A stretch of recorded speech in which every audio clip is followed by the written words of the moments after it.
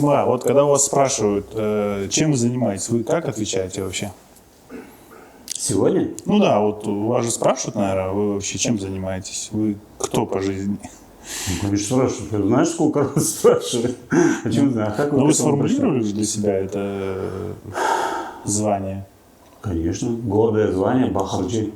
Медник. Бахарджи – это медник. Ну, а вообще свободный художник. Мне очень нравится говорить, что я свободный художник. Вообще ни к чему не обязан. Ну вот смотрите, просто получается медник у нас не совсем не сильно распространенная история, да, сейчас? Когда мне было 16 лет, я мечтал стать жестянщиком. Да. И сказал родителям, что я хочу стать жестянщиком. Почему? Не знаю. Как может в голове 16-летнего ребенка? Увидели? Не знаю. Вот. Ну, я геометрию любил, там любил вот эти вот объемы, когда из плоскости рождается это в твоих руках. Мальчоки там, тогда учились, наверное, такую профессию давали где-то в профтехучилище каком-то там. А считалось, что в этих училищах нормальный ребенок нормальной семьи крымско-татарской не должен учиться, потому что там одни бандиты учатся. Нужно было... На медников. На медников вообще никто никогда не учил в нашей стране.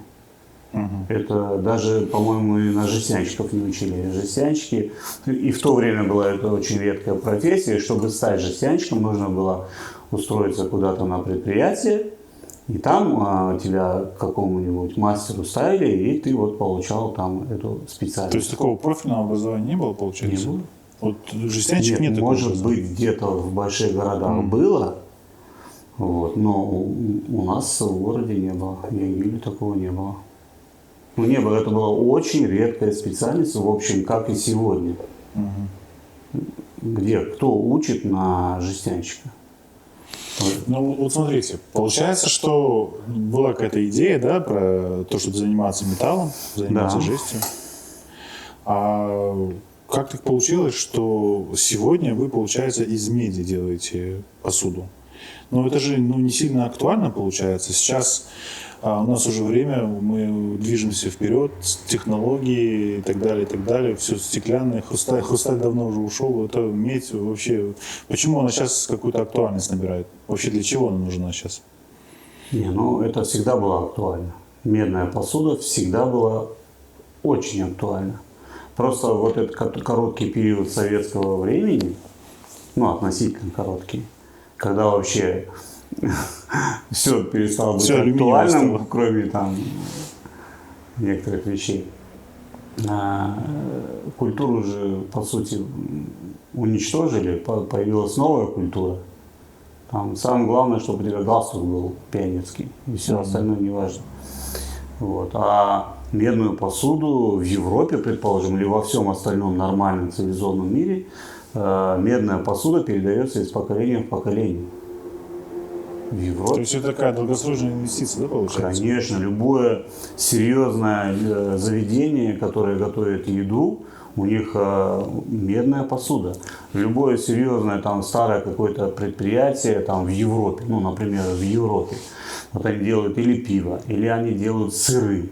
Огромные чины передаются по наследству, вот такие медные, из чистой меди, не луженые, не покрытые ничем.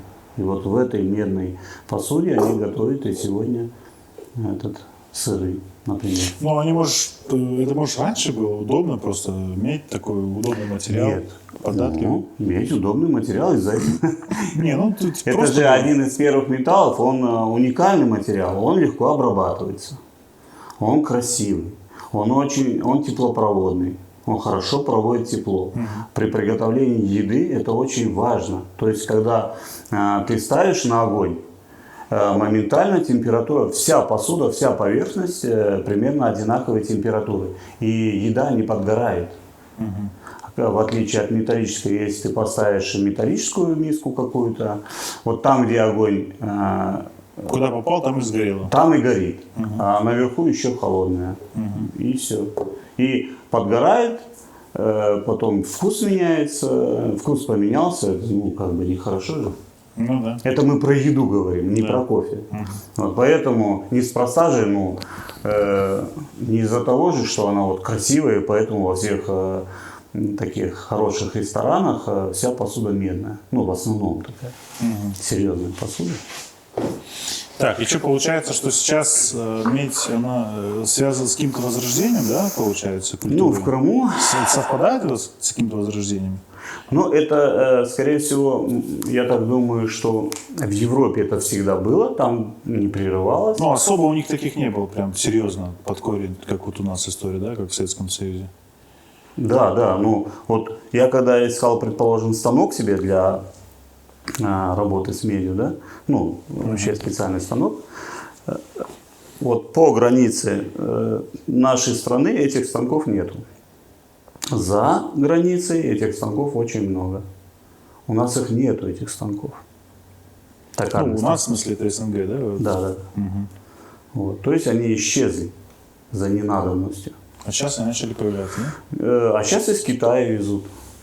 Ну и то, это же сейчас, как бы никому не нужно. Сегодня уже появились, когда станки с ЧПУ управлением, эти вещи, как бы,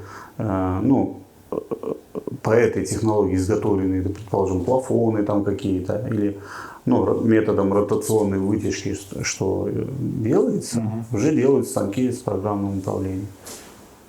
Ну, это же и раньше была такая история, что там, к примеру, были мастера, потом заходил какой-то завод, который делал тысячи этих копий за копейки, и, получается, мастера эти всегда все... так, да. Да, то есть, вытесняли, получается. Предположим, в Российской империи где-то там в Туле производили посуду для Азии. И брики, там, прям кувшины, да. Спрос же есть? Да.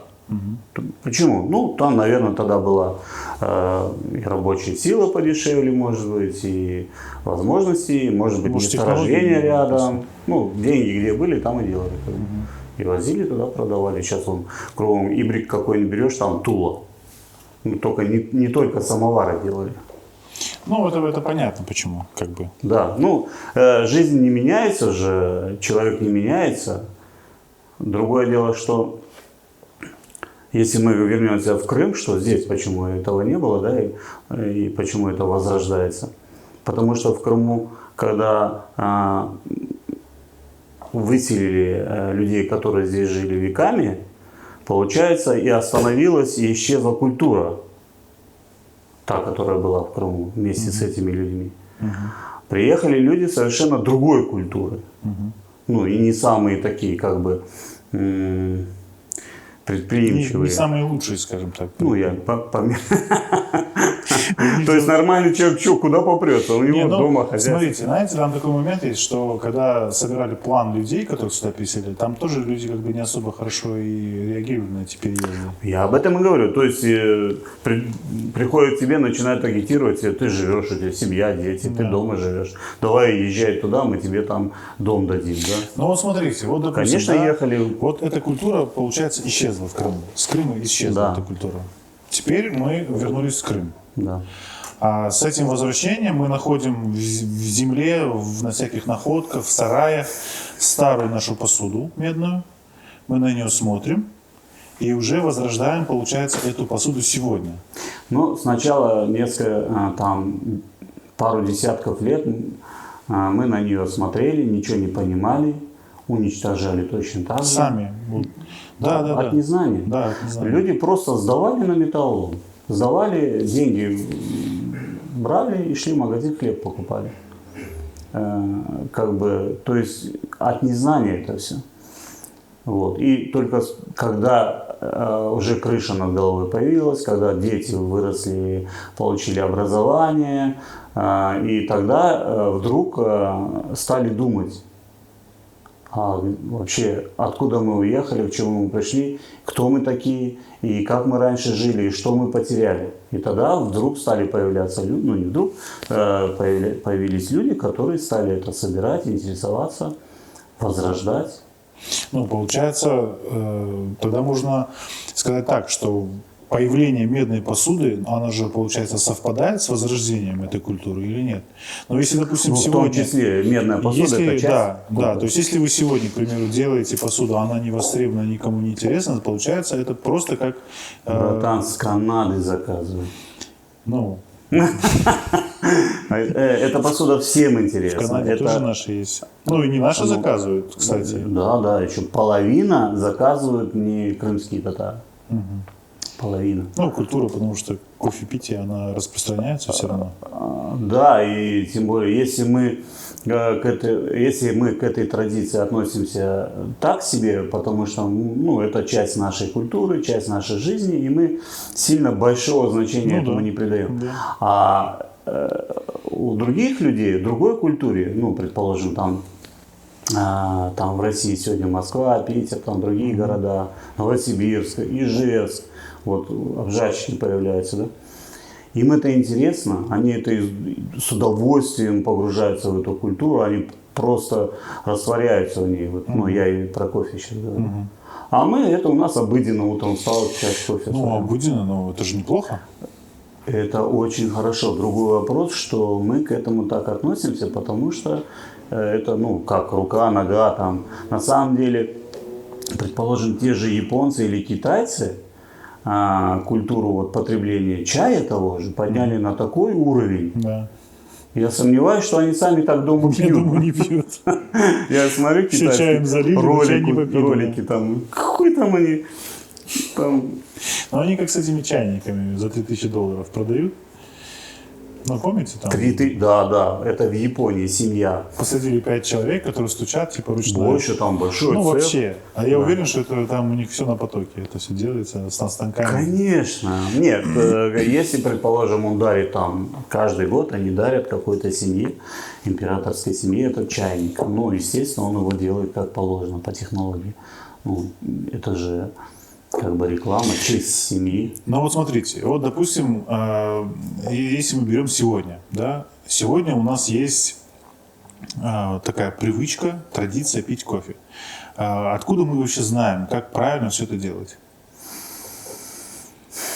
Ну, как откуда знаем? Это же из поколения в поколение передается автоматически. Может быть, ваше поколение передавало по-другому, а наше по-другому передавало? Нет, ну и потом в каждой... Что мы от человека зависит? Что человек хочет от кофе получить? Да. Нету определенного четкого рецепта, как готовить кофе. В каждой деревне готовят по-разному. Каждая семья готовит по-своему. Ну вот это я про это и говорю. Да. Тот щепотку соли бросил, вот мимо нам или я поедет, там или еще кто-то. И все. Ну, а если я сегодня говорю, что вот так надо готовить, ну, как правило, там тому, кто совсем не знает, как наезжаешь. Что? Ну, получается, это я для чего говорю, что есть кто интересуется, да. Они же, получается, получают эти знания новые, и они должны на что-то опираться. То есть, ну, условно говоря, если, к примеру, мы кофе пьем с каймахом, да, ну, да. не к столу сказано, да. То есть, ну, мы же тоже считаем, что... Мы кто, подожди, давай. Ну, в нашей семье. Да. Ну, тут я за весь степной народ не буду говорить, наша семья. Да, еще рядом, ладно. Да, еще рядом, да. То есть, получается, что, ну, это же уже немножко по-другому. Ну, вся Англия чай с молоком пьет, как вся мне кажется, тюркская степь. Да, это наши все там собрались. Это же неспроста. Кто пьет все с молоком? Животноводы. Откуда у них там? Ну да. Вот. Откуда эта культура туда пришла? Так, значит, сегодня кофе как пьем? Значит, что делаем? Вот я почему начал говорить, что часто меня спрашивают, а как правильно готовить кофе? Да. У меня встречный вопрос. Ну, надо сформулировать, надо какой-то рецепт такой, мне кажется, который все будут устраивать, и его да, что мы хотим от кофе, например, да? Вот, предположим, человек, который сидит в тюрьме, так, неожиданно. Если ты ему дашь пачку чая, он ею знает, как распорядиться. Он не будет тебе там щепоточку кидать в чайничек, ждать, когда заварится, там пойдет запах. Нет, он всю пачку туда высыпет, заварит ее и будет пить этот чефир, чтобы получить удовольствие. Он так пьет чай, у него свой рецепт. Если на чайной церемонии в Китае тебе там 3 листочка кинут, и пока тебе эту чашку в руки дадут, там 15 минут пройдет, пока она там вот так руку сделает, вот так руку сделает, 3 раза вокруг своей оси. Там 50 минут вообще, если цель. Остынет этот чай. Вот. Поэтому, что мы хотим от кофе? Ну, я рассказываю о том, как надо кофе готовить, так, как мне нравится. Вот у нас сегодня, я ну, как бы знаю, уверен, что там 50 или 70 лет назад в Крыму пили кофе по-другому, он был другого вкуса. Ну, по-разному. И мне кажется, и качество кофе было намного хуже. Ну, я в этом... Ну, в те времена, да, потому что... Ну, представьте, вот зеленые они взяли, сами высушили, сами пожарили. Вот что там за кофе получался бы? Ну, а если хорошего сорта? Ну, хорошего взяли. тоже можно испортить. Нет, при желании, что хочешь, можно Ну, вы испортить. понимаете нас? Смотри, у нас вот настолько вот эта вот традиция потребления кофе древняя, Да. и вот эту церемонию мы только сегодня о ней начинаем вспоминать. На самом деле вот эта кофейная церемония – это очень серьезное дело. Это часть нашей жизни. И сегодня мы с трудом восстанавливаем некоторые элементы ее. На самом деле там начиналось все со сковородки, со специальной сковородки с длинной ручкой, с ножками. Вот пожарили кофе, потом его помололи. То ли это была мельница, то ли его толкли в ступке. Да, в ступе. Как Айдара Рамедли рассказывал, Асанова Айдара. Я тоже, кстати, такое слышал. Вот он рассказывал здесь в Бахчисарае. Потому что объемы большие получались. В кофейне. Да. Он говорит, такой запах стоял вообще невозможно. Да. Вот. То есть перемололи кофе, не смотрели там какой помол, там носик не морщили. Просто надо было измельчить, сварили, разлили. Все. Ну, сегодня мы как бы, у нас у каждого там, хотя нет, у каждого Дегельмена нету. Почти готовые купили, перемололи. Ну, кстати, вот это что же получается тенденция, что у людей дома Дегельмен появляется. Ну, не у всех, конечно. Да, потому что вернулись домой, вроде все дела сделали, и вдруг тут подумали, что, ну, когда... Что еще делать, да? Чем заняться? Нет, да. От безделия. Ну, утром точно нет времени Дегельмен крутить, или есть время? Почему? Каждое утро.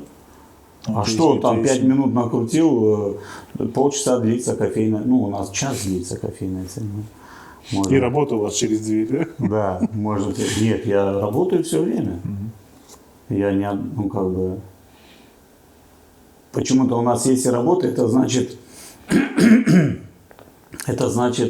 ты мучаешься. Вот почему-то страдать надо. От и до. То есть если работа, это плохо.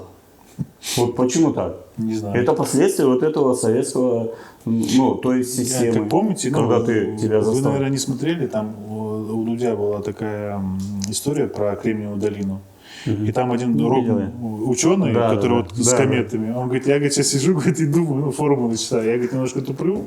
То есть он общается, а сам, ну, как бы над работой думает. Да, ну, это его жизнь, он и потом, получает что интересно было, когда он нас про серфинг рассказывал, и Юра говорит, типа, а ты когда работаешь? Говорит, он говорит, так я, говорит, катаю и работаю, думаю, ну, типа. То есть, ну, это же советское мышление, что ты, если ты на серфе, значит, ты не работаешь, значит, ты отдыхаешь. Да, бездельник. Бездельничаешь, да? Конечно. Да. Вот я об этом говорю. Это вот все последствия вот этого Так строя. в итоге это выросла целая армия людей, которые приходят от звонка до звонка, сидит и не работает. Парадокс получился. Да. А домой приходит и говорит, я целый день пахал. Устал. Да. Да. Ужас. Ну, другое дело, что надо же смотреть на результат, ты целый день просидел. А мы об этом поговорим еще. Где деньги? А я когда сижу, я кручу, я же думаю, я о своем думаю. Я думаю о приятных мне вещах. Да. Если мне интересно думать, как я новую ручку какой формы сделаю, и вдруг придумал, и тут же зарисовал, это же работа. Но работа – это неправильное слово, как бы. Занятость. Бизнес. У американцев называется бизнес, занятость. Нет, это часть жизни, это жизнь у меня. Ну, это же... У многих, ну, когда человек ну, видишь, у нас это слово, значение этого слова, немножко мы его превратно вот так понимаем. Ну, потому что раб от слова раб. Ну вот. Может, поэтому неправильно понимаем. Наверное. Вот самозанятость у нас на хорошее сейчас слово есть. Да. Сами себя занимаетесь. Поэтому работа это хорошее слово. Слушай, ну а как людей научить вообще утром там не спешить, условно говоря, крутить гипермен? Это же все глобальная какая-то история. Учить надо. Надо вот, я своему ребенку говорю, предположим, не нужно никуда торопиться. Нужно так построить свою жизнь. Вот, предположим, ты выходишь там, Нурику я говорю, ты выходишь на перемену, кушать хочешь, да? Ты думаешь, так, куда я пойду? Вот там делает Айдер, который делает что-то у них там. Что делает Нурик? Что там кушаешь? Донер. Ну, такое слово первый раз слышите, да? Донер. Шаурму хотел сказать. Вот. Там очередь, понимаешь, к этому айдеру. А рядом стоит, никто не берет. И ты держишь в руках деньги, у тебя одно желание дать ему деньги, чтобы взять шаурму. Так. То есть нужно свою жизнь так построить, свою работу, чтобы люди к тебе шли и несли деньги тебе за твою работу. Так, то есть хорошо нужно работу делать. Ну, конечно, хорошо. А как понять, что ты хорошо делаешь? Как понять? Что значит как понять? Если бы я начал делать шаурму, я бы изучил все шаурмышные вокруг, нашел бы самую вкусную, понял бы, почему она вкусная, купил бы оборудование, замесил бы тесто и сделал бы вкусную вещь, которая мне нравится. Потом это нужно красиво человеку в чистом месте. Это быстро дать. Вот смотрите, вы говорите про то, что понятно. А как быть человеку, которому не очевидно, чем заниматься? Вот, допустим, возьмем 20-летнего человека. У него нет выбора. Он идет к этому айдеру, нанимается в работники и работает. Не, ну если мы говорим конкретно про шаурму, а если вообще глобально брать? Это все так работает. Сложно? Механизм один. Мир устроен очень просто. Вообще до безобразия просто. Так. Родился, пожил, умер. Это понятно. Теперь задача. Если человек родился, он запрограммирован. Да. То есть ты можешь вообще не думать, мозги твои могут не работать, но ты проживешь так, как надо, потому что в тебя заложены программы, страх тебя удерживает, там, чтобы ты куда-нибудь не спрыгнул, там, нервы работают, чтобы ты не обжегся, голод проснулся, ты поел, там, вырос, влюбился, детей родил, миссия выполнена. Это если как животное. Ну, так и получается. Да, но значит, если это все запрограммировано, значит у нас уйма свободного времени. Понимаешь? То есть у нас есть мозги.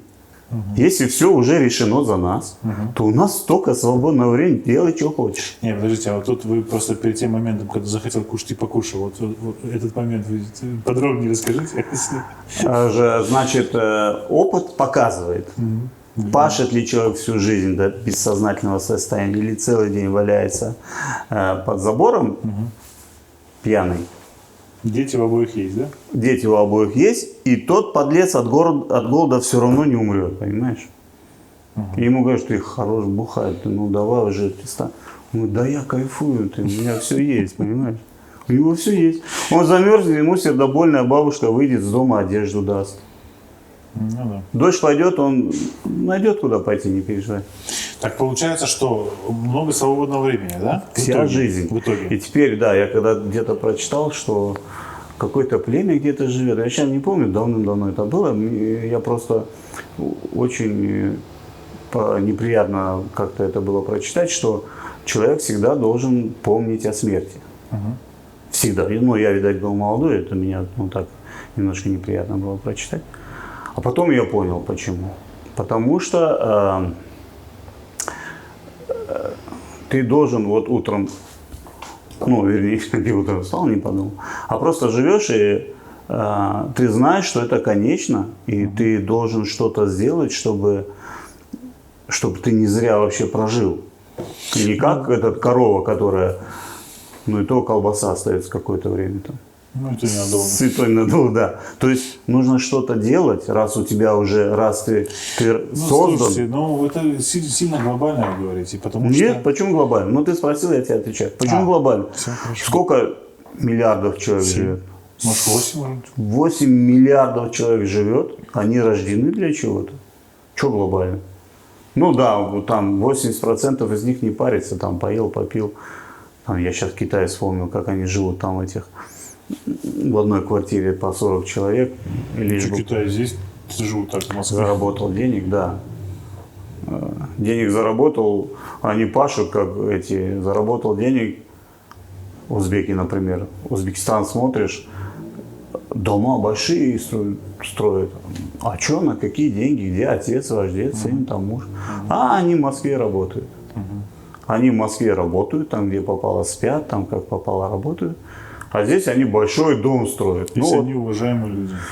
да, приехал он с Москвы, пожил 5 лет и умер, короче. Это еще хорошо, 5 лет есть. Дом, сын вырос, говорит, что я в этой деревне Кишлаке жить буду, что ли? Сын поехал куда-нибудь в Ташкент жить, понимаешь? И все, жизнь прожита вот так, на московских улицах, в чужом городе. Вообще, если бы, мне кажется, если бы человек понимал, что покупая что-то, он за это отдает свое время, то как-то проще, мне кажется, было бы.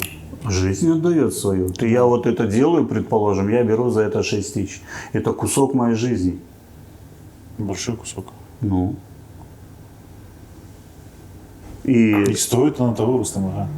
Да, бесплатно. И потом человек берет, и я же его делаю так, чтобы это несет информацию о Крыме же, и человек потом этим пользуется, и это память, и он этим пользуется, и много-много лет это живет потом. Вы знаете, интересный момент. Я вот у отца недавно спросил, я говорю, а ты хочешь бессмертно жить? Вот вы думали об этом? Хотели? Конечно.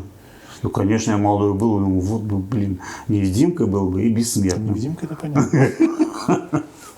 Но сейчас только бессмертие, да?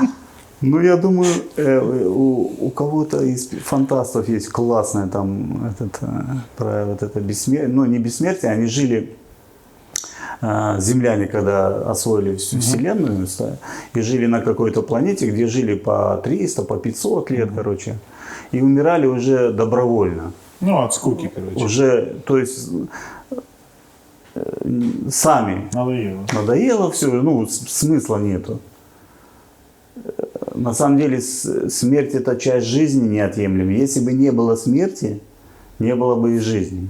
Так, значит, Что, что мы кофе делаем? Да. Что мы делаем? Кофе Делаем кофе. У нас уже накручено кофе здесь? Да, накрутили же мы, пока болтали. Ну, до этого. Человек на зарплате, да? Да. Смотри, вообще правильно кофе готовить. Вот сегодня, как мы хотим, сегодня мы имеем возможность купить хороший кофе. Ну, какой здесь есть, какой нам доступен. Может быть, где-то еще лучше есть. Но вот этот кофе очень хороший. Что значит хороший? У него очень хороший запах, хороший вкус. Текстура так называемая. Ну, я не знаю. Ну, привыкайте уже потихоньку. Что творится? Это тест на корону. Да. Фу, два здоровых человека. Что-то ничего не пахнет, да? Где запах Рустама? Вот. Так, кофе хороший есть. Дальше. Кофе есть, нужна вода и нужен вот этот сосуд. Значит, самое интересное, что вот я начал делать вот такие стандартные, да, ну вот такого объема, потому что вообще правило, да, я для себя вывел, ну и вообще так люди пьют нормальный кофе, чтобы сделать, чтобы получилась пенка, вкус гармоничный, чтобы не горький был, не кислый. Нужно делать 1 финчан, 1 джезби. Ну, то есть порция, да, получается, на человека? Да. Но, значит, у нас сразу возникает вопрос. У нас семья большая, нам такой не подходит. Да. То есть люди сразу варят литр. Ну, утром. И всем разливают. Спешка же, да? Да. Я думаю, что многие вообще не варят утром, а просто запаривают. Ну, может быть. Но джезбе заказывают вот такой. И очень многие, вообще уникальный случай, это вот о многом говорит, когда воду можно вскипятить в чайнике. Но воду в чайнике кипятят для чая, а воду для кофе кипятят в джезбе, хотя кофе в нем не варят. Кипятят в нем воду и заливают. Я знаю такие семьи, не скажу. Ну ладно. Хотя они знают, что я знаю. Хотя это был слоненок, да? Хотя хоть не в серванте стоит. Так. Нет, вот и причем они категорически в чайнике не кипятят для кофе. Ну как же, это же кофе надо в джезбе. Хой джезбе, хой. Понятно. Да. Это спирт. А, вы налили, да, жидкий? Да. Горит спирт? Он должен разгореться, он сейчас согреется. А куда кидать эти кости? Да вон маленький джезвер есть. Это святое, братан. Ну, об этом я не подумал. Ты же не знал, что у меня спички есть, и ты же не знал, что у меня есть. Ты смотри, он вспыхивает, тушит спичку и сам тушит. А там октановое число какое? Это Спирта. 2 раза по 90. А может эту штучку надо убрать, чтобы он разгорелся? Не, он пошла открыт, жара. все. Сейчас он нагреется, он потом вот такое пламя у него.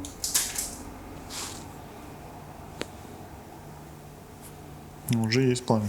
Да. О, классно. Хоть руки погреем. Ух, ни хрена себе. Вот. И эту штуку вот так раз крутанешь, Ну, может, вот эти регулировать, да? отверстия закрываются, и пламя тухнет или уменьшается. Очень удобная вещь. Вот так мы в гостиницах варили кофе. Так, теперь. Вот у нас... А где еще есть посуда? Фиджана еще есть? Полно фиджана. Ну, насколько варить? Этот, ну, Вот здесь вот таких 5 давайте фиджанов. вы сейчас, для нас сварите, а потом мы этот для остальных. Вот смотри, в любом GSB, если мы хотим получить нормальный вкус, максимум, что мы можем извлечь из этой посуды, нужно наливать до пояска. Да. Вот. Поэтому, хотим мы или нет, мы сейчас приготовим 400 миллиграмм кофе. Давай, это 4, да, фиджана будет? 5, наверное, будет. Ну, давайте сделаем, там останется что. Вот это вот отношение к кофе такое. Транжирство. Ну, у нас просто переходящего размера сейчас нету на 2 фиджана. Вот такой ложечкой специальной. Этой ложечки тоже очень много лет. Короче, вот 5 фиджанов, да, значит 5 вот таких полных ложек вот сюда ложим. С удовольствием, не жалея. Вот. А, вы, получается, кофе насыпаете, потом воду заливаете, да? Да, сейчас объясню почему. 3. Чтобы со счета не сбиться. 5. Ну, чуть-чуть. Вот. Так. Потому что если мы сейчас налили бы воду по поясу, Да. а потом бы насыпали кофе, он бы вот так с горкой был бы, и мы бы мучились, его уминали бы там, пока оно там намокнет, еще что-то. Да. А также проще, насыпал кофе, теперь мы наливаем воду до пояска, как положено. И все, не паримся.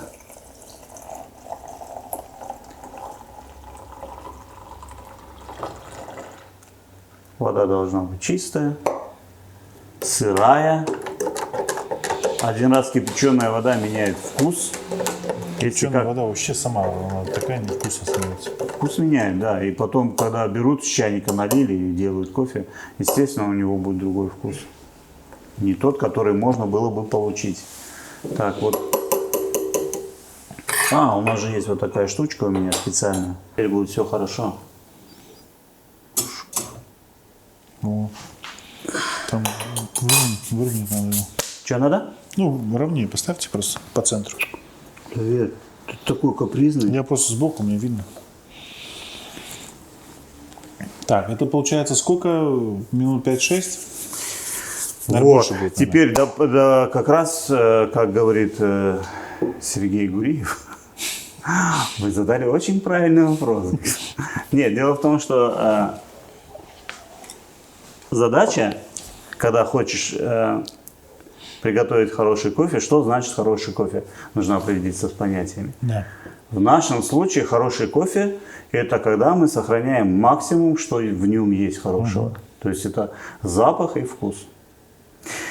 А если передо мной сидит человек, который хочет кофе крепкий, чтобы он был покрепче, так максимум извлечь из кофе, значит его нужно поварить. То есть поварить как? Там поднимается пенка, и просто крутишь его. И постоять должен там на огне. То есть мы максимум, когда из кофе извлекаем вот это. Так он же подымется, он уже... Нет, подымется, убрал, опять поставил. Ты вот так варишь, что ли? Хартанашка нас учила. Поднялась, убрал. И опять постоянно. Опять, понятно? 3 раза надо было делать. Тогда кофе становится Эти крепким. моменты я не помню. Ну, я помню. Кофе становится крепкий.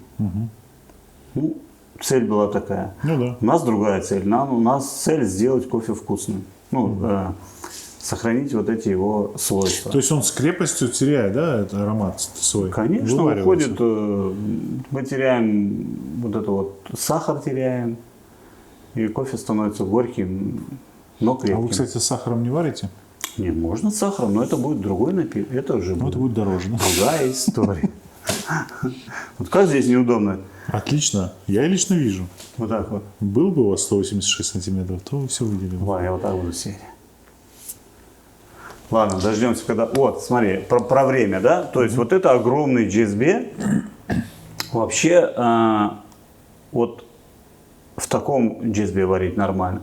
Ну, или чуть больше, там, на 2 финчана. Тогда можно сократить время. Наша задача его сварить как можно быстрее. То есть долго не варить его. Ну да, да. Когда чем дольше варишь, То есть один раз поднялась, и мы его снимаем. Но здесь один раз подниматься он будет, предположим, за 10 минут. И за эти 10 минут что только не произойдет. Ну да. Вот. И поэтому можно чуть-чуть воду подогреть. Капельку, предположим, ну, чуть-чуть. Там температура тела. Там. Вот. То есть вкус воды не поменяется, а приготовится кофе быстрее. Чем быстрее кофе приготовилось, что значит приготовилось? Вот оно начало подниматься, все, кофе готов. Да. Все, и тут он у нас остается и сахар, и вот эти все ароматы остаются, ничего не сгорает. А то мы привыкли кофе пить, ну, все люди думают, что кофе очень горький напиток, невкусный. На самом деле же это не так. Если его правильно приготовить. Как этот. Я один раз попробовал кофе в этом стаканчике. Starbucks или... А вы постоянно его пьете, Ростов? Не. Когда человек голодный, хлеб как сахар идет, понимаешь? Хлеб как сахар. Ну, в смысле, сладкий хлеб. С удовольствием ты его кушаешь. Когда ты сытый, ты начинаешь перебирать. Ну да. Круассанчик тебе подали, еще что-то. С кофе тоже так. Ты когда кофе нету, что попало? Ну, кстати, да, когда целый день не пьешь, потом вечером пьешь кофе. На заправке, ой, какой вкусный кофе. Не, на заправке нормально. Ну да, да. Там другой просто, он другой. Там, ну, смысла нет сравнивать. Ну, я тебе говорю, вот на заправке, когда ничего нету, на заправке тоже кофе. Ну, а когда есть нормальный кофе, вот почему вот это появилась вот эта штука? Потому что невозможно было попить нормальный кофе. В гостинице приходишь куда-нибудь, там очень редко, там если человек сам любил кофе, он готовил хороший кофе. Там прозрачно они делают, просто Ну, не обязательно прозрачный, он был, как правило, горький и невкусный. А у вас кардамона с собой нету? Вот, кардамон бы исправил ситуацию, но... Можно сразу и душиться, да? Да. Вот надо было время зачесть, сколько в этом огромном GSB готовится. Хотя я его сам делал, но... Ну, минут 10 будет готовиться, потому что на электроплите минут 6.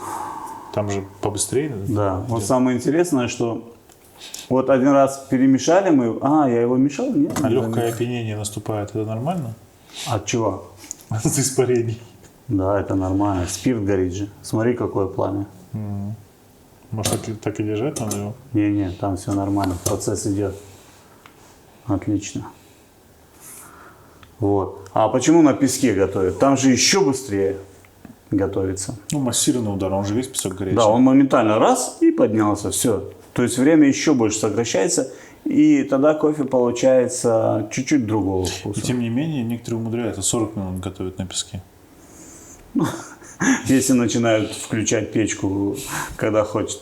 Чтобы на песке приготовить, он должен быть раскаленный. Ну да, в принципе. Это же холодный песок, да, поэтому, да. Ну, а там электроплитка внизу, да? Ну, некоторые хитрят, раскапывают песок, на плитку ложат и так готовят. Красиво. Это как на туриста говорят обычно. Это человек приходит и говорит, мне бы на песке. Это же... Песок в глаза. Как правило, да, вот человек покупает историю же, да? Вот он приходит. Ну, прикоснуться к культуре же хочется все равно. Вот, Да. Он слышал, что он на песке, вот понимаете? Это же навязчивая идея. И если он видит песок, Да, все. любой кофе для него будет вкусный. И действительно будет вкусный для него. Ну, Потому что он готов к этому. Он даже если будет слышать плохие нотки, он на них не будет обращать внимания. слышит плохие нотки. Ну, в смысле... Это объемно, вы сказали. Ну, а ты не согласен с этим? Не, нотки слышать можно. Нет. Ноты же. Вкус. Да. Но я там Вот финджаны холодные, видишь? Финджаны должны быть теплые. Ну, давайте под рубашку. Где вот здесь надо подержать? Когда в Ростов, когда ездил, там кофе сестра приготовила. Чем-то мне напомнил судакский кофе с кардамоном. Они тоже с кардамоном пьют. Ужас.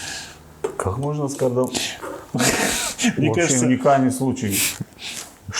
Вот зачем кофе пить с кардамоном? ну это культура такая. В Иордании же пьют с кардамоном. Да, Вы сумасшедший. выпуск смотрели предыдущий с врачами, нет? Да, я В пью. Иордании пьют с кардамоном. Нет, понятно, но у них там Но они же как-то к этому пришли. привычки вкусовые странные какие-то, они к этому как-то пришли. Ну, мама сделала, первый раз он попробовал, все, мама сделала. Может, у них кардамоновые поля просто, может, много кардамона. Может, кардамон девать некуда, вот они ему приходится. Может, он от цинги спасает от какой-то хреновой. Кстати, да, Может, тоже, не знаем. тоже вариант, да. Может, это откуда-то пошло. Может, это вообще лечебный напиток был изначально. Ну, человек 40 километров по пустыне прошел, ему раз финджан кардамоном. Жить хочется. Ну, тогда кофе зачем ложить? Кардамона не нужно. Он какой интересный, что такое Под кардамон? язык, да я не знаю. Ну, можно загуглить. Он уже поднимается, кстати. Там Да. пламя нормально жарит. То есть, и самое интересное, смотри, вот Что, согрелось? 1000 лет прошло, да? За 1000 лет сегодня мы имеем вот такую форму сосуда, в котором готовится кофе. Ну, формы разные бывают, но это такая самая Наиболее- нормальная, оптимальная. То есть вот любому покажи в мире, ну почти, да, любому, где кофе, хоть знаешь, что такое кофе, вот этот сосуд, все скажут, это там джезве, турка, там, ну все сразу скажут, что это штука, в которой варят кофе, Да. готовят кофе. Да. Понимаешь? Или яйца варят. Любую кастрюлю всем покажи, он скажет, ну кастрюля.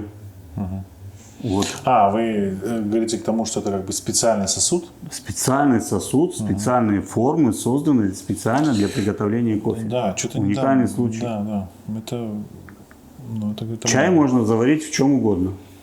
Даже в чашку насыпают. Ну, кофе точно. Да кофе тоже можно в чем угодно заварить. Нет, ну Но варят. когда есть специально отдельный сосуд, Ну, то это это же говорит о культуре. веками создавалось. Он же сразу такой не был. Там кофе, когда появился там у них, вдруг они его нашли, они же его варили в том, что было у них.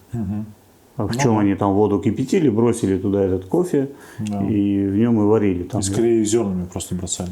ну, может быть, потом догадались как-то размолоть, разжевали. Вот. Да. Вот уже поднимается потихоньку. Потом, это же у них костер, это же Африка, песок, костер, в песок воткнули, песок горячий, Да. воткнули, закипело. Они же не так его варят, они его варят. Прям как Это мы как доводим суп до варят. кипения. Вот показывали где-то Кожухова, что ли, была передача. Он показывал, как там община какая-то мусульманская, как они сохранили вот эту традицию, прямо традицию, кофейная церемония, вот это от начала до конца. Гости пришли, сели, как сели. Это в Африке? Да. Так у них, по-моему, ничего так и не пришло, кроме телевизора. Ну, реально, вот что у них поменялось глобально? Ну зачем ты сразу так? Там Ну, как? корабли летают, в космос запускают. Ну, не там же. Не, ну вы говорите, они сохранили культуру. А что с ними было такое, чтобы они не сохранили? Они как 1000 лет назад жили, так они и живут. Ну, молодцы, Также я просто удивляюсь, что они умудрились. Нет, там еще причем какая-то обособленная община мусульман, какое-то направление там. И вот они сидят, они это кофе, зеленый кофе в этой сковородке, точно такой, как у нас в С музее ножками. в Ханском С ножками. хранится, да. В ней пожарили кофе, Пожарили, тут же его размельчили в ступке, сварили. Прямо он кипеть начал, а там под крышечкой. Вот как дала называется этот, как джезбе, только с крышкой, и ручка такая у него сбоку.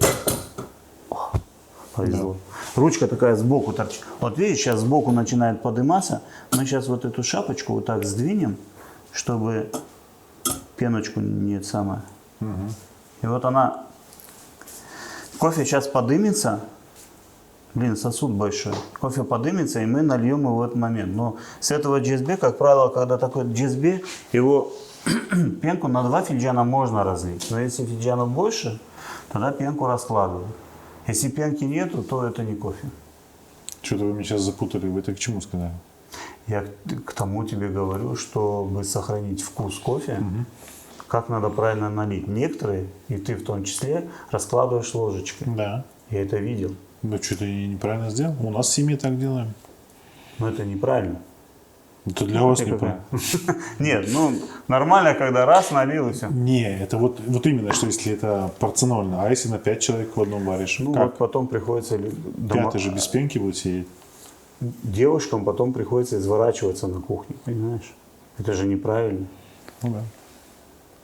Классно. И вот сидишь в гостинице, когда за окном дождь идет, а у тебя вот такая штука стационарная. Да. Вот это называется кофейная церемония, когда собрались, перемололи и варишь. Пока варишь, о чем-то поговорил, вспомнил там. Вот оно пошло, видишь, оно в таком большом сосуде трудно контролировать ситуацию. Да все там отлично идет. Чего? Что именно вы контролируете? Нет, оно должно со всех сторон, ну вот по донышку пламя, и оно вот так внутри, вот эта форма, что нам дает, какой эффект? Вот это у нас шапочка закрывает весь напиток. И вот в этом пространстве кофе созревает. Шапочка не дает улетучиваться всем вот этим запахом. И потом, когда уже оно начинает нагревается до такой степени, что вот это все начинает подниматься. Вот в этот момент мы разливаем. И все. Но по времени, то есть вот эта горелка для такого джезбе категорически не подходит. Ну, большая слишком. Очень большой объем. Поэтому... Хотя, мне кажется, нормально там все. Не, нормально получится. В наших условиях это будет отличнейший кофе. Когда нет условий, это хорошие условия. Прекрасные условия. Вот так мы его крутанем. Неудобно просто сидеть здесь у вас. Ну, в смысле, очень удобно сидеть. Просто...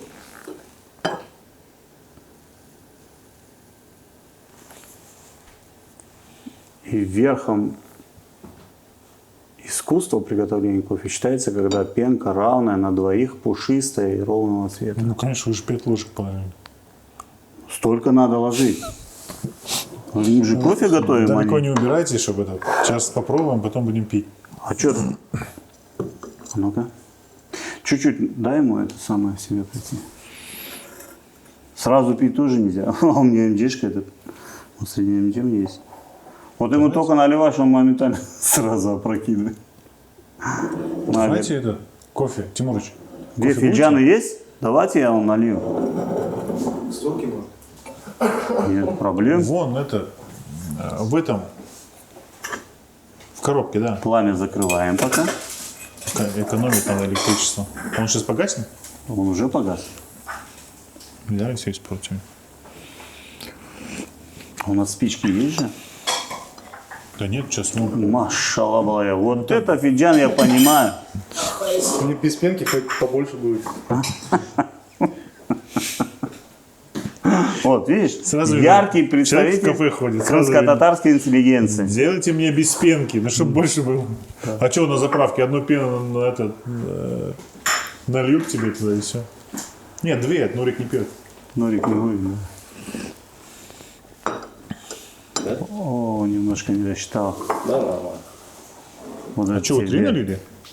2 налил. А Санар взял? Вот это мне. Всего? Это самое. Когда он взял? А, там пустая? Да. А, все. Официально. Бuyurun. Это вот. Сейчас из кадра этот вкусности пропадут. Класса нету, да? Вот, теперь, прежде чем куда-то уже выпил. Я не выпил, я пью. Я уже понюхал, пока вы разговаривали там.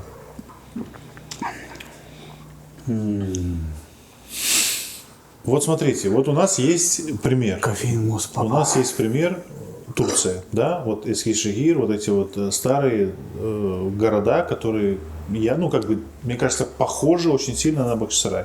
Ну, были когда-то, да? Наш Бахчисарай, наверное, был похож на этот. Да. Вот у нас вот есть пример. То есть, Сафран был. да, у нас здесь в Крыму это все стерли, да, практически, Да. уничтожили. Но у нас есть пример вот в Турции, где это осталось, и это охраняется, и сейчас это в нормальном виде. Там, если бы не государство, Да. и точно так бы все развалили.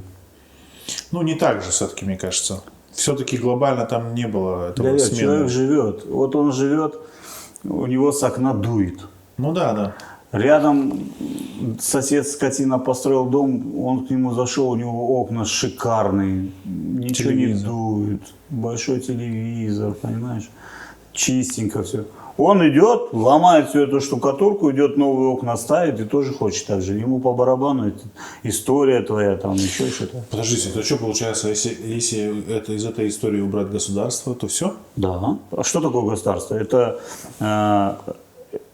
общество, оно же как бы не все одинаковые люди. Есть люди, которые там получили специальное образование, которым это не которые знают, что это такое, как это, почему это дорого. И вот благодаря этим людям как бы. Ну, смотрите, так что нам нужно сделать, чтобы у нас условно этот Сафранболу появился здесь, в Бахчисарае? То есть, чтобы такой облик у нас появился? Сложно очень. Что нам? Мы что можем сделать? Каждый на своем месте, и все. А так что ты сделаешь? Нет, ну, конечно, опустить руки и ничего не делать, это тоже неправильно. Но сегодня мы видим, как на наших глазах выросло целое поколение умных молодых людей, которые получили специальное образование. Уже есть у нас архитекторы молодые, которые работают в этом направлении. Если 20 лет назад этого не было, а приехали, там мне было 24 года, я в Крым приехал советский человек, комсомолец, красавчик, понимаешь? Я был продуктом той системы, этим винтиком. А эти люди выросли у себя дома, получили специальное образование в Крыму, они видят остатки этих домов, этой культуры. И они уже работают в этом направлении. Он Саранаев сколько делает, молодые ребята, вот То есть, получается, он большое дело делает, да? То есть, он же все равно продвигает эту культуру домов. То есть, конечно. когда к нему обращается, он ее рекомендует и ее тоже продает, ну, условно говоря, да? Ну, не продает, предлагает. Люди за работу ему платят, за его знания платят. Но, подождите, вот человек с деньгами, да? Чтобы у него эта мысль поселилась в голове, что ему нужно сделать в татарском стиле, он же должен какой-то путь пройти, чтобы не в стиле шале построить дом, а в стиле крымско-татарском. Нет, но это работает постепенно же. Вот у нас теперь есть очень много людей, молодых людей, которые получили специальное образование. Да. Они где-то учились, им кто-то дал это образование. То есть есть институт. У этих людей есть родители, которые думают примерно так же. То есть это уже много людей.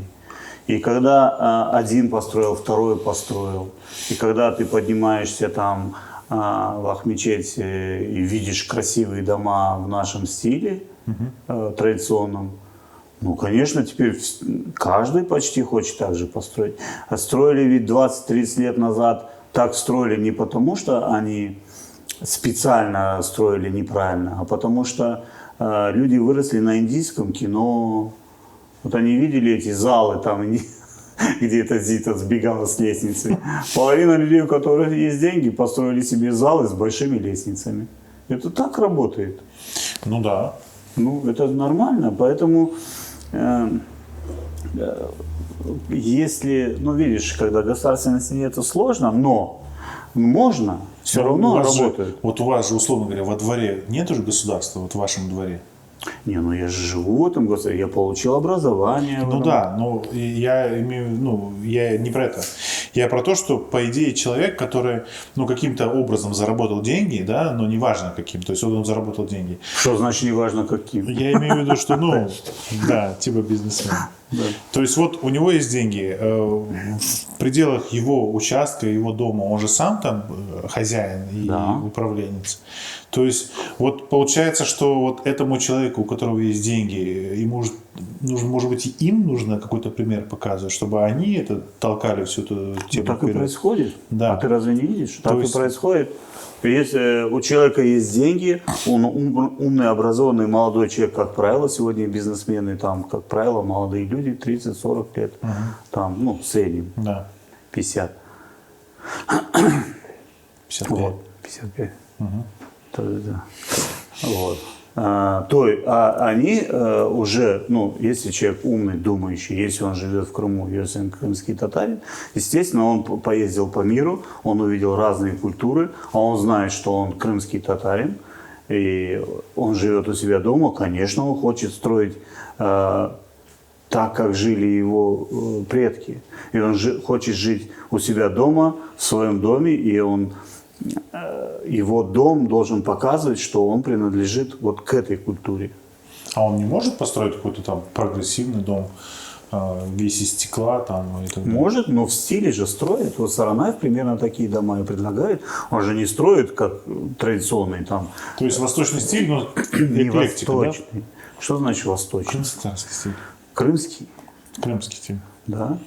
Ну, и с какими-то добавлениями, да? Там, Да, какими-то? да, ну он поездил по миру. Ну, мы о Саранаеве говорим, есть еще архитекторов много. Ну, есть и да. Да, вот Сейчас они уже в есть. этом направлении и работают. Они дома живут. Предположим, Эльдар Таштан, вот, наш общий друг. Вот молодой человек, но принципиально работает только с местным камнем. Откуда это? Ну, потому что его много, может быть. Нет, просто есть, во-первых, потребность есть спрос, большой спрос, поэтому мы его сейчас не видим. Мы же знаем, где он Да, находится. да. Вот. Ну, у него хоть красивый офис. не Нет, знаю. это понятно. Но смотрите, получается, он тоже делает часть Да, но всего это- этого большого движения. Да. То есть, ну, условно говоря, смотрите, вот этот чешме, который он делает, да, красивый, но ты же его не поставишь в обычный советский двор. Я не про Чешмек думаю. Я про чешме тоже говорю. Ну хорошо. То есть, ну, нельзя поставить что-то красивое, аккуратное туда, куда, ну, условно говоря, ни о чем вообще. То есть это же все должно быть Но ансамбль никто и не какой-то. ставит, Ну, конечно. да, да. Во-первых, в Чешме, как правило, ставят там, где они были, останавливают, в Бахчисарае. Даже при въезде в старый город, вот с левой стороны, Ну, это просто бутафорная история. Просто поставили его и все. но даже у чиновников Бахчисарая, даже у них возникла идея восстановить этот Чешме, который крымские татары когда-то построили в честь счастливого спасения царя, там, что он выжил в какой-то там ЖД-катастрофе. В честь него построили этого великого события, построили Чешме, потом его развалили, поставили там какую-то будку электрическую. А теперь эту будку убрали, и опять Чешме на этом месте. Да, он не такой, потому что денег не хватило сделать правильный. Эльдар бы сделал. Но там нужно было вовремя, в очень короткий срок. Они на 15-градусном морозе по ночам делали, делали вот эту вот. Пленкой накрыли весь объект. Ну так не делается, это надо было. Ну это издержки. Это нюансы, да. Да. Но вот смотрите, получается, что какой рецепт можно вывести, чтобы облик, ну, я говорю про старый город, да, вот наш, чтобы вот его облик менялся, это что получается? Бизнесмены, кто занимается бизнесом, они должны все, в основном на них ответственность? Наверное, ну так и происходит. Если мы посмотрим, просто видишь, человек живет какой-то срок, да? А на самом деле для нас это кажется долго. Но вот за 10 лет Бахчисарай, да, там некоторые дома разваливаются, некоторые дома разваливают. Значит, независимо какой национальности человек, он может развалить этот старый дом, который имеет большое значение, да, Да. в культурном смысле. Но человек живет в этом доме, для него это дом, он хочет жить хорошо, ну, относительно лучше, чем вчера, и он ломает этот старый дом, строит новый дом. Но есть люди, бизнесмены, как ты говоришь, и вот строит он кафе, он же не строит его как попало, а он строит его в нашем стиле, в стиле, который... Как попало в нашем стиле, получается. Ну, мы еще не поднялись, не дошли до того уровня, чтобы прежде чем начать строить, человек бы обращался сначала к архитектору. Они сначала, каждый татарин, строители, все строители. Ну, жизнь так заставила людей, он пришел с работы инженер и начал там, или там, неважно кто он, бухгалтер, и начал дом строить. По ночам дома строили в Узбекистане. Обязательно с работы пришел, переноску вешали и дома строили. Здесь то же самое было. Да.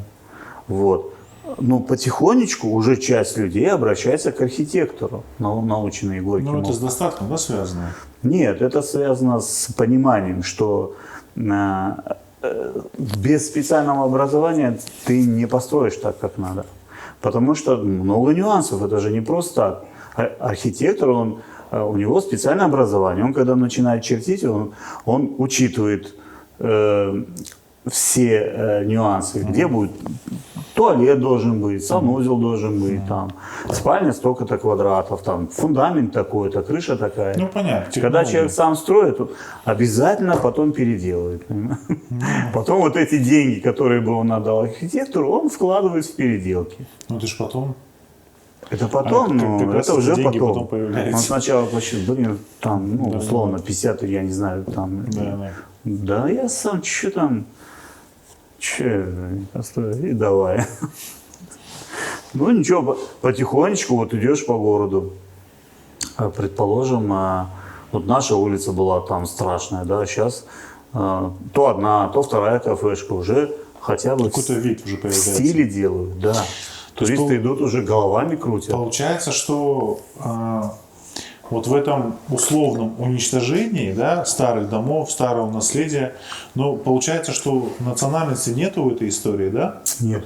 То есть человек, допустим... Безграмотность. Безграмотность, да? То есть человек, допустим, если он обладает только одним домом, и это дом какой-то условно старый татарский дом, а у него больше ничего нету из жилья, он просто, чтобы улучшить свои условия жизни, он ставит пластиковые окна, кидает ламинатный пол. С удовольствием ломает старый татарский дом, бесценный. С удовольствием ломает.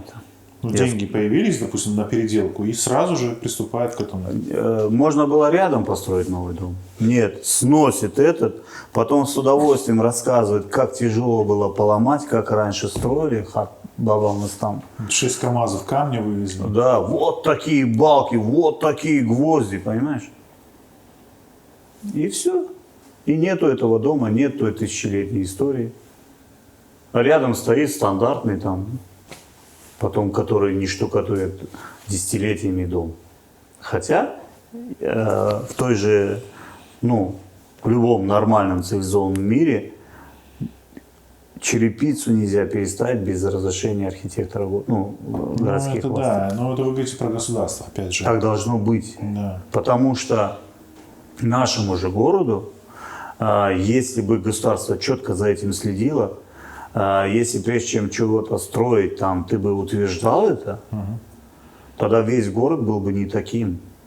А был бы интересен тому же туристу, и здесь бы туристов просто по улицам ходить было бы невозможно, и все были бы местные жители миллионерами по принуждению, понимаешь? Вынужденными миллионерами стали бы. Вот не хочешь, а тебе деньги несли бы и несли бы эти туристы. Уже да хватит, уже окна закрываешь, они... Потому что люди приходят, они умудряются, эти бедные люди, в этих, мы смотрим, ну, как бы страшные улицы, там мусор хоть стали сейчас убирать. Раньше мусорки. Эти туристы с фотоаппаратами ходят, удовольствие получают. Я недавно забрел на YouTube-канале на какого-то блогера, который приехал в Крым по работе. И он идет по старому городу, ну, реально страшная улица, реально. И читаю комментарии, там, боже, как красиво, вы посмотрите. Да. А художники какие вещи делают? Рамазан Усейнов встает в этом задрыпанном переулке, бабах, такая картина там красивая. Ну правильно, он... Не, ну подождите, ну он же добавляет. Ну да. Это уже вымысел. Он делает так, как он, то, что он видит. Он всю красоту берет, Да. а все остальное нам оставляет. Уникальный художник вообще. Ну, получается, что вот эта вот грамотность, безграмотность, ее вообще как нужно ликвидировать? Это нужно об этом говорить, нужно рассказывать вообще. Детей воспитывать надо. Ну, как бы, что мы можем делать, что в наших силах? Любая крымско-татарская семья, задача перед всеми стоит своего ребенка отучить, дать ему высшее образование. Угу. Да, конечно, оно у нас там не такое, Просило как чуть-чуть. хотелось бы, да. Просило быть. Но это все равно лучше, чем Без образования. без него. Это все равно что-то дает, это все равно расширяет В кругозор. некоторых домах даже дверь не открывают, если у тебя вышки нету. Да. Это правильно? Меня сразу все спрашивают, а у вас какое образование вообще? Понимаешь? У вас спрашивают? Постоянно. До сих пор спрашивают? После всегда. А зачем у вас?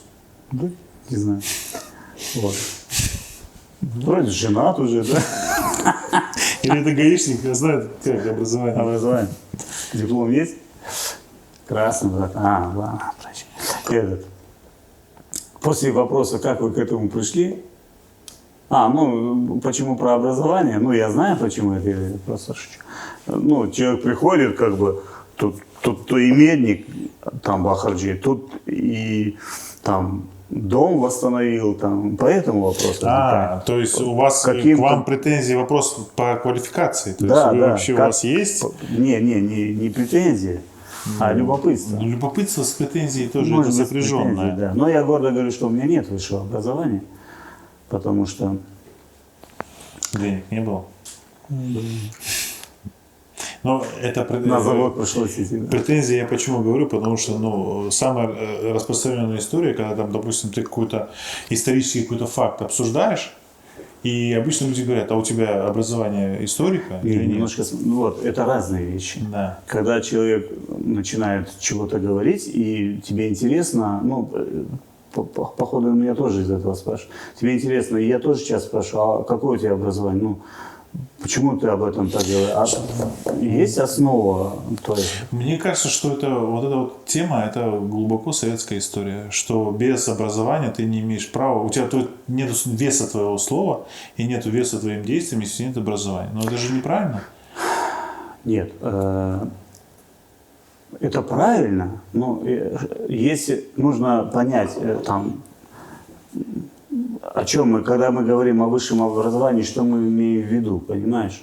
Потому что уже последние лет 30 я вижу людей, как они получают это образование. Ну да. И у меня за мою жизнь было я не знаю, мне в год иногда 12 раз предлагали Купить.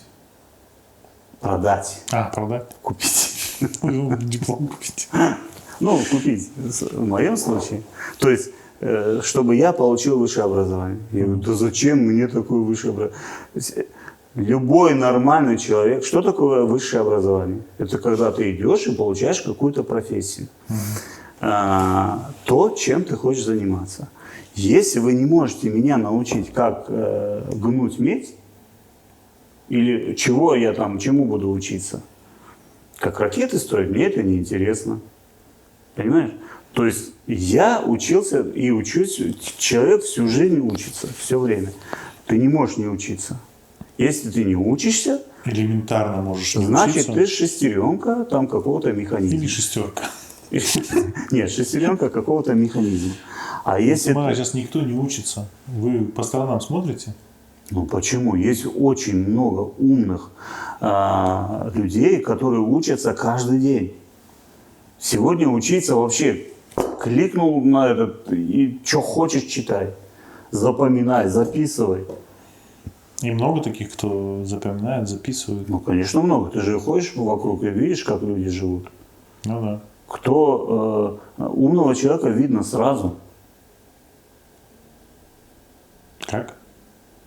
Да, ну приятно кофе просто попить. В этом плане. Ну, конечно, а что? Но для этого же не надо учиться.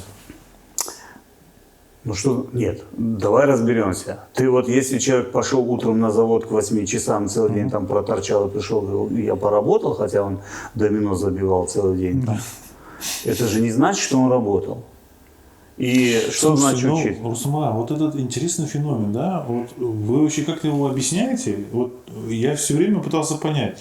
Это получается государство, в котором была пятилетка, в котором был Стаханов, люди просто научились не работать, имитировать труд. Вот как так Ну, получилось? люди всегда приноравливаются. Если тебя Пристраиваются? заставляли, ты понимаешь, я не хочу, вот, ну, я не хочу на завод, да, я не хочу туда, я не хочу сюда. Я хочу там выращивать помидоры. Но государство меня за это преследует. Я должен идти на завод. Ну, то есть она сначала обрабатывает, чтобы ты добровольно пошел, а потом, если ты не идешь Сначала, добровольно, да, тебя тебя уже загружают санкции. в тебя программу. Ты должен всю свою жизнь занять вот это место и выполнять свою функцию от и до. Больше от тебя ничего не нужно. Вот. Если ты с этим не согласен, тебя сажали в тюрьму. У меня мама, знаете, как говорит? Дерево в одном месте цветет. Это вот про завод и труд на станке. Да, а у Альмешкина Хартманашка говорила, Где родился, там и пригодился. Не. Даже если ты продаешь воду, то нужно всю жизнь воду продавать, потом сон берекет положить. То есть все время нужно заниматься одним своим делом. Ну, то есть специальность, да? Но это, может быть, знаете, Ну, я это раньше с было этим так не актуально. согласен, Это да. раньше было актуально. Нет, доля в этом правды есть. Сейчас уже нужно 5 специальностей быть, чтобы ты был в теме. Не, ну всегда так было, как бы. Доля правды есть. Если ты занимаешься своим делом, да, то ты же каждый день совершенствуешь. Если тебе интересно, Да. то ты знания накапливаешь, опыт. И потом, если какой-то молодой человек просто удивляется твоему продукту и не понимает, как это происходит, а ты это делаешь легко и просто, и ты стоишь других денег, он стоит других денег. Вот об этом речь. Другое дело, что, ну, а есть люди, которые не хотят всю жизнь воду продавать. Ну да. Они, а что, в Советском Союзе кто воду продавал, миллионеры были. Ну как? условно. Чайники, с чайником ходили в автобусе. Это я не помню, но я вот это, я имею в виду газировку. А я помню, узбеки ходили с чайником. В нашем городе с чайником по автобусам не ходили. У нас был современный У нас город. большой город был. И вот там в этих С чайником кто пил? в гармошках стакан наливал подал. Ужас. Да. А и такая жара, там аж бегом покупали. 5 Жарко копеек, по-моему, было. стоило. Ну хорошо, смотрите, тогда нужен один концентрированный совет от вас. Вы же все-таки как бы чуть пожили, да? А есть люди, которые только начали. Что жить. значит, чуть только начал, блин? Ну, начали, но кто-то еще Да. раньше. Вот смотрите, вот у меня проблема такая была в 19 лет. Жениться? Нет, у меня проблем жениться никогда не было. И история показывает, что это правда. Смотрите, вот 19 лет я вообще не знал, чем заниматься мне. Нет, То ну есть- это нормально. А так я хочу вас теперь спросить. Вот смотрите. Ну, я же по сторонам смотрю, я встречаю 15-летних ребят, которые уже знают, чем хотят заниматься. Люди разные. Понятно. Но вы же дослушайте вопрос. М. Вот что нужно делать вот этим ребятам, этим девушкам, парням в таком юном возрасте, чтобы как-то понять вообще, что они могут делать? Чем они могут заниматься? Вот как это... Ну, то есть семейный фактор, да, понятно, что там, если в семье есть какой-то бизнес, какое-то понимание, какое-то движение, там уже все понятно. То есть там есть какой-то план на жизнь. Мы сейчас говорим про тех, кто, ну, условно говоря, родители не очень занимаются этими детьми. А то я хотел сказать, как ты ребенка не воспитывай, он все равно будет похож на тебя. Да, это да, но некоторые хотят порочный круг порвать. И вот таким людям что можно посоветовать вообще? Как себя искать? Ну, молодому двигаться человеку, как вообще правило, по жизни? советовать это вообще бесполезное дело. Вообще советовать молодому человеку сидит перед ним. На умниках. Мы же вообще вне зоны действия их радаров, понимаешь? Их вот эти вот приборы нас не видят. И даже если вдруг мы попадаем в поле их зрения случайно там, он на тебя смотрит, ну, на меня, ну, на таких людей смотрит, как, ну, себя вспомни. Я думал, Я после себя 40 помню. жизни нету, думал. Не-не, я 20 себя лет. помню. Я помню, что вот был там один, приезжал человек, ему было где-то под 40, он приезжал на Audi A6, и мне нравилось, как он разговаривает, как он ездит. И он был в моем радаре, вполне себе. То есть я думал, вот, что он делает, что у него так всё получается. Ну, тебе Ну, в его итоге он машина колхоз, он понравилась. в колхозе разорвал полколхоза, как бы там все продал. Ну, как бы такая история. Ты увидел его машину? Но он был в радаре, понимаете? Вот вы условно... Машину ты увидел? Ну да. Если бы он приехал на велосипеде, ты бы его не увидел. Тебе он не интересен. Я просто... Не, ну так.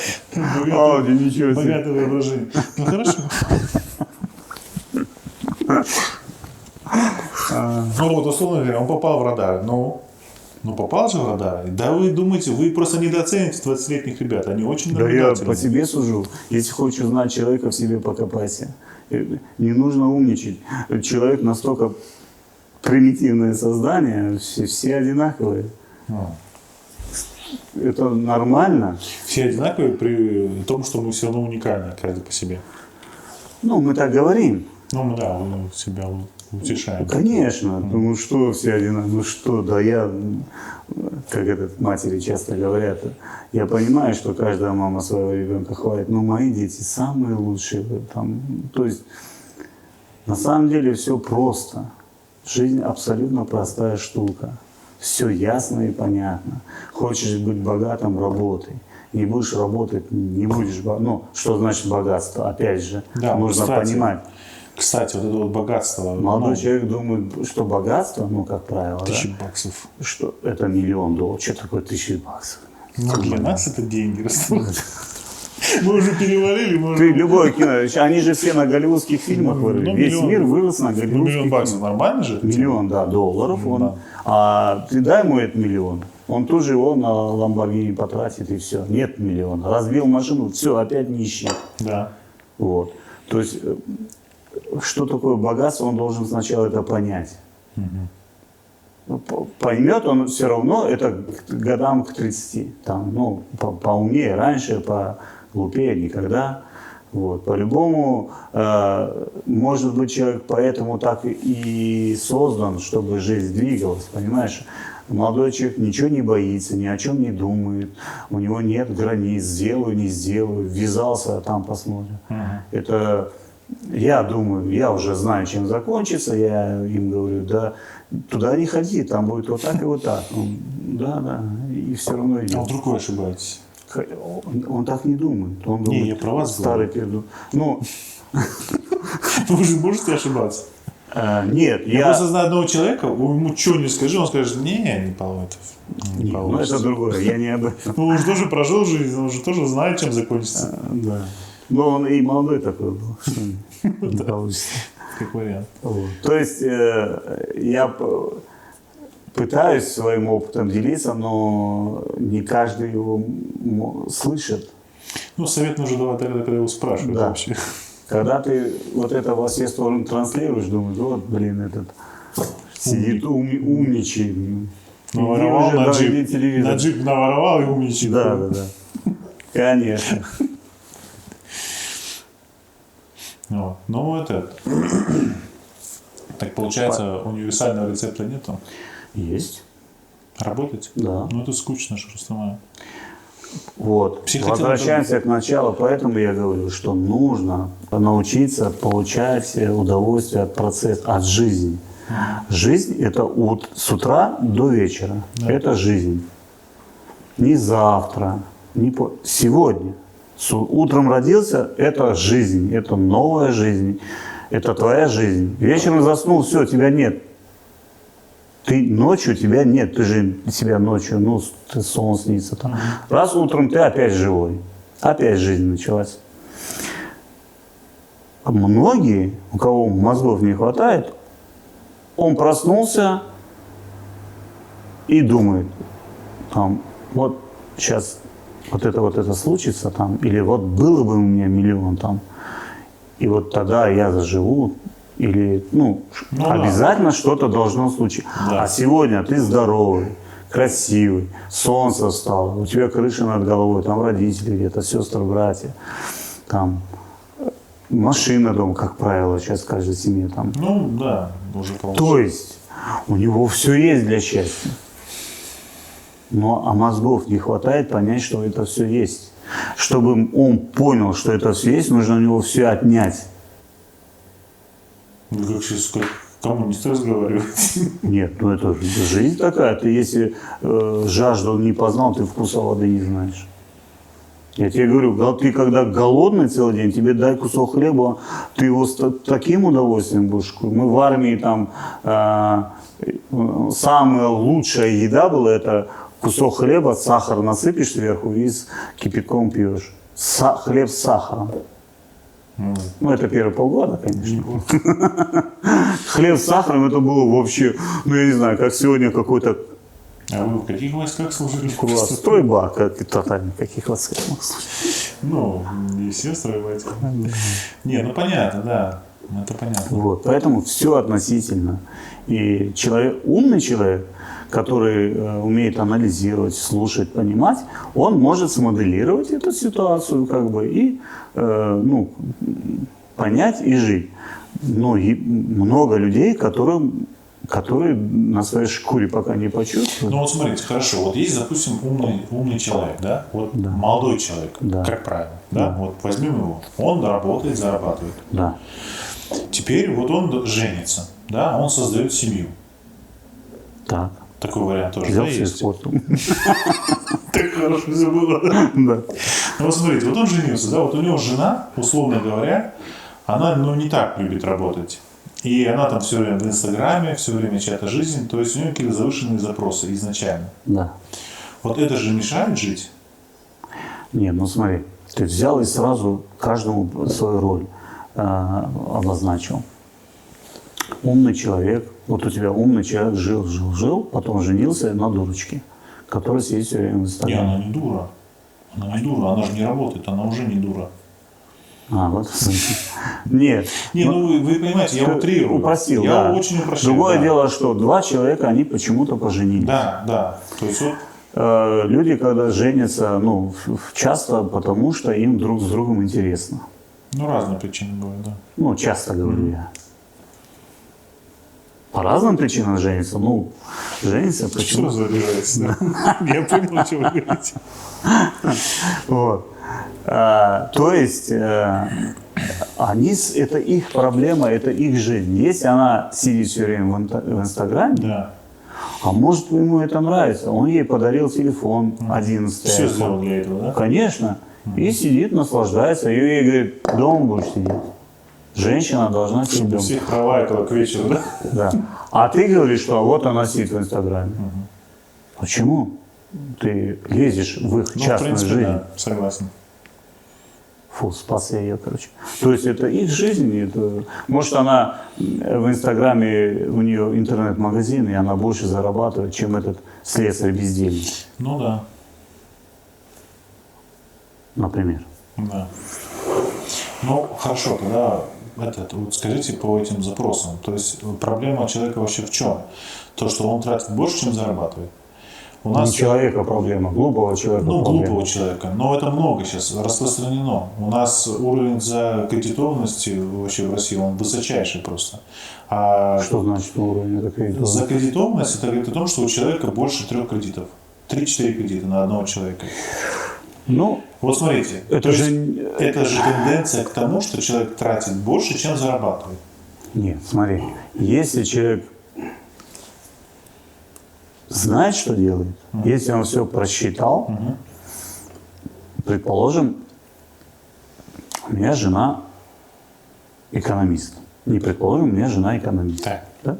Она мне говорит, вот сегодня, не сегодня, а там был момент у нас несколько раз, она говорит, вот сегодня выгодно взять кредит, там вот на таких условиях, вот на такой срок, с правом погашения таким-то, и вложить вот сюда. Ну, это разумный кредит, да? Это разумные действия. Ну, не телевизор в кредит, я имею в виду. Нет, За нет. 150 тысяч. Деньги – это инструмент. Это как отвертка, молоток. Деньги – это не такая штука, что ты много взял, и ты счастлив. Нет, для нормально умного, здорового человека это инструмент. Есть у тебя $1000, ты взял эти $1000, работаешь этими деньгами, через месяц у тебя $2000. Ты вложил опять их в производство, часть тратишь на жизнь, там человеку много не надо, на самом деле. Вот. И постепенно, как бы, то ли у тебя растет бизнес, то ли тебе этого достаточно, какого-то там магазинчика, предположим. Если ты правильно построил этот процесс, взял тот же кредит, все просчитал, то есть ты взял большую сумму денег, вложил, построил что-то, ну, условно, да? А потом у тебя здесь пошло, ты отдал, все. Ты просчитал все риски, и все нормально. Другое дело, что есть люди, у которых не хватает ума или ума не хватает. Это все что такое кредит для такого человека? Это просто возможность пойти взять, условно, тот огромный телевизор вот сейчас сразу. Да. Он хочет его сразу. Но он же сейчас живет, правильно? Он же завтра живет. Да. Вот. Другое дело, он если не просчитал все вот это, если он этот кредит взял, а завтра надо деньги за него через месяц отдавать, через 2 отдавать, на 3-й месяц телевизор поломался там. Телевизор – это уже не средство производства, это уже развлечение твое. Ты время проводишь за ним, то есть ты тратишь деньги. Ну, это можно себе позволить при определенных условиях, когда ты, это нормально. Не все же, если все были умные вокруг, как бы ты себя чувствовал? Ну да. Намучился бы? Красиво, А ты ходишь такой. А все нормально. Это, что бы мы об этом ни говорили. Если про совет. Я хотел сказать, что бы мы об этом ни говорили, ситуация не изменится. Да, все развивается по своим правилам, по своим законам. Это как вода течет в сторону, куда уклон, так и здесь. Что бы ты с этим ни делал, оно будет. Ну, это как дед у меня после шахты приходил и эти башташи отливал, и у него всегда деньги были. То есть, в Советском Союзе. В Советском Союзе. Да. То есть потом соседка его заложила, что, оказывается, очень страшно ходить мимо этого дома. Башташ, как мимо кладбища, оказывается, ходишь. Настучали, короче. И он перестал делать. Но я к тому это говорю, что он всегда работал дополнительно. То есть он с шахты уставал, приходил. С шахты. Но ему не дали работать? Не, он поработал. Он там нормально заработал, пару лет работал, то есть он там хорошо набомбил. Но в конечном итоге его сдали, написали, и он перестал заниматься. Но я имею в виду, что он деятельный был, всегда работал дополнительно. То есть работал в шахте, потом все равно еще работал. А соседке не понравилось, что он богатый подлец? Да. Всем же интересно. Да. И все время задают этот вопрос, и везде, как постоянно, у любого богатого человека, бизнесмена, да? Вот. Как разбогатеть? Давайте расскажите. И есть даже курсы. За эти курсы берут деньги с этих бедных людей. Да. Вот. А на самом деле ответ настолько прост и очевиден, что это никого не устраивает. Должна быть сложная формула. Наследство нужно получить? Какой ответ? Наследство я всю жизнь жду, где-нибудь в Америке дядька какой-нибудь появится, не появляется. Нет, на самом деле просто нужно работать и все. Нужно научиться. Люди работают, Рустам, люди работают. Где? Где-то, что-то же люди делают. Вот кто что-то делает, приходит домой. Кто что-то делает, тот богат. Тот что-то получает. Зарабатывает. Да. Вот. А кто ничего не делает, тот, я извиняюсь. И опять же, все относительно. Нужно научиться получать удовольствие от процесса и довольствоваться тем, что есть. Радоваться тому, что есть. Вот сегодня. Смотри, какой стол шикарный, братан. Стол шикарный. Шикарный стол. Смотри, какие доски. Ну, вот почему бы ему не порадоваться? Нет. Ну, вот это, вы какие-то глобальные вещи, какие-то про какие-то... Это же осознанность, но не все же так живут. Это их проблема, Давид. Ну, да. Не надо за всех думать. Он счастлив в этом его состоянии, Да. выпив бутылку пива после работы. Ну и пусть он пребывает в этом состоянии. Нам что? Зачем мне обо всех думать? Я думаю о том, как... Улучшить продукт. Да. И там знаешь, сколько планов? Много? О. Нет, там вообще непочатый край работы. Сейчас даже вон Нурик этот увлекся. Ну, конечно, вы уже это... Да? Выбора нету. Просто Нет, ну... на самое больное ударили. На алчность. Нет, мне нравится, что человек учится зарабатывать, и потом он, когда тратит, он уже думает, что Конечно. сколько он вот за эту бумажку, Это самое- эквивалент своего труда, он Самое уже... болезненное ощущение. То есть ты когда трансформируешь труд на деньги, которые ты тратишь. Он же... Нурик, ты в наушниках? Он же, предположим, ну все так, это не только он, все такие. Он же мои деньги тратит легко. Потому что они откуда-то все время берутся, Ну и откуда-то их Чек там... менеджер открыл, там деньги. Их там много, да. Вот. А когда он заработал свои деньги, он уже считает.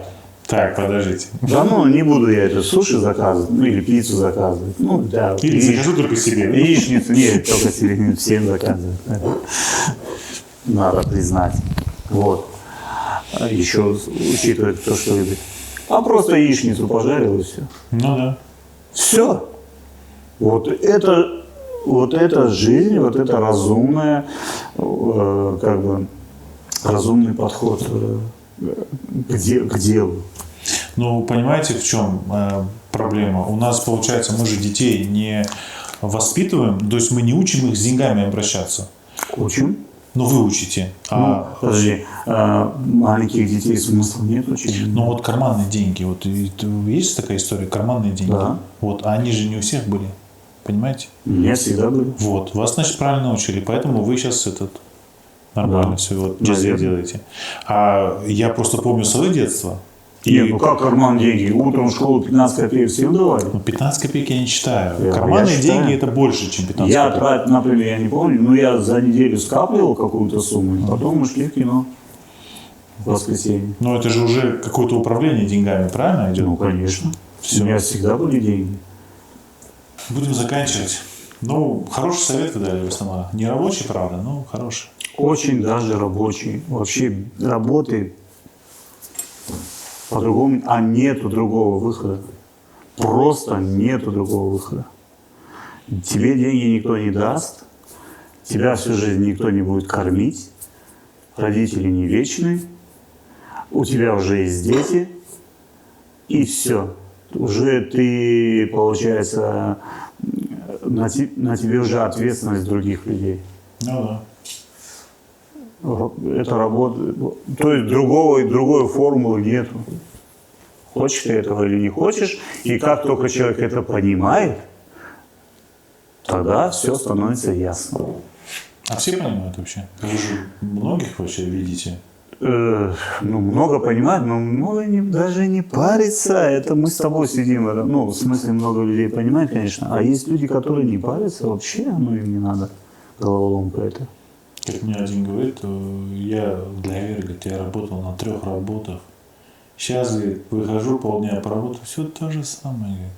Говорит. Я вот это не могу понять.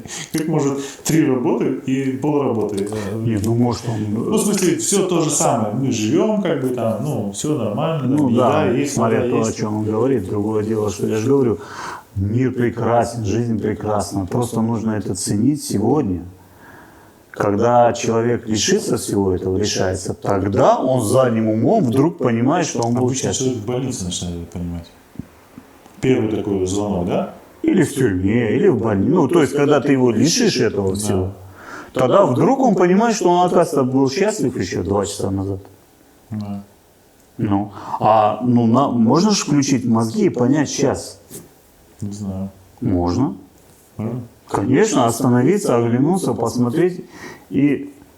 А тут тебе смс от жены. Восхититься. Ты где ходишь? Где ходишь, скотина? Ладно, снова сауна, что пришли. Алла развался в любой момент. Этот. Покупайте GSB нашей компании.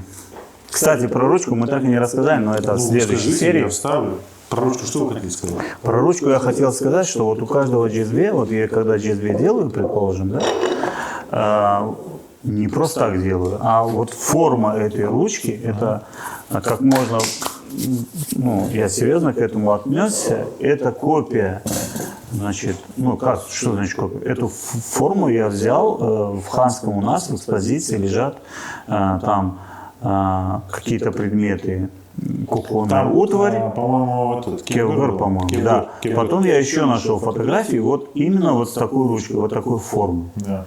Я точно не знаю, почему она такая. Как не знаете, вот ответ. Упор для пальца. Может, да, может быть. Но там орнамент еще есть. Вот здесь два солнца, ну, соляных знаков. Но наша задача, знаешь, не знаешь, а сегодня Повторить. Хотя бы повторить. Закрепить. Да. Все. Потом, может быть, где-то всплывет, а уже все это есть. Да, то есть не нужно вот придумывать тоже можно и нужно. Но сначала надо освоить. Надо оригинал зафиксировать сделать, вот а это, уже- да. То есть и вот это, и вот такие ручки тоже. Вот именно вот такая форма. Я там сейчас собираю фотографии. Вот Ну, эту, изогнутая форма. изогнутую я не... Нет, вот это... Это новшество. Это уже современно, это сегодняшний день. Да. Я имею в виду вот эти элементы. Да. Элементы с двумя солярными знаками, вот этот хвостик вот такой разбитый, это точно я повторил вот этот кусочек, и вот этот кусочек точно повторил. Вот именно так. В Ханском работает София Абдураманова, не знаю, сейчас работает, нет, ну, наверное, работает. Вот у нее есть GSB старый, где вот ровно вот такое То, что крепление. Ну, по-моему, это самое логичное просто. Разрезал и... Нет, часто были и не такие, но там уже попроще. Вот Али Умеров делает такие. Он повторяет точно, как раньше делали, но чуть другая форма, другая ручка. Я делаю другие. Ну вот, то есть это форма этой ручки, это точная копия тех ручек, которые были у нас раньше. Вот это для меня ценно. Ну, то есть сейчас на этом этапе важно это просто сохранить, Да. не зная до знаешь, конца, да. что это значит. Главное повторить. А потом уже, когда придет время, люди смогут расшифровать, может потом... Оно все равно придет. И потом самое главное, что вот эти пропорции вот этого сосуда, это вот я собрал информацию, там у меня есть несколько штук GSB старые наши, и вот это усредненные данные, как бы вот база. Средняя арифметическая калькуляция. Да, то есть и удивительно вот эти пропорции интересные. Там есть, я эту формулу написал, как она создается, как квадрат делится и какая часть квадрата. Ну, это потом я как-нибудь выложу, соберу. Но и получается, именно вот эта форма нам позволяет получить хороший напиток. И это именно крымская форма. Нигде в большей мере. У турков другие вообще, другая форма GSB. У нас другая. Именно это Крым. Да. Вот. Поэтому сегодня мы знаем, не знаем, мы повторяем, а дальше разберемся. 2 и 4, там посмотрим. Да. Ладно, что мы сауну, что пришли. Аллах разовался. В любой момент двери нашей организации всегда открыты для людей, которые любят кофе. Кто не любит, того научим.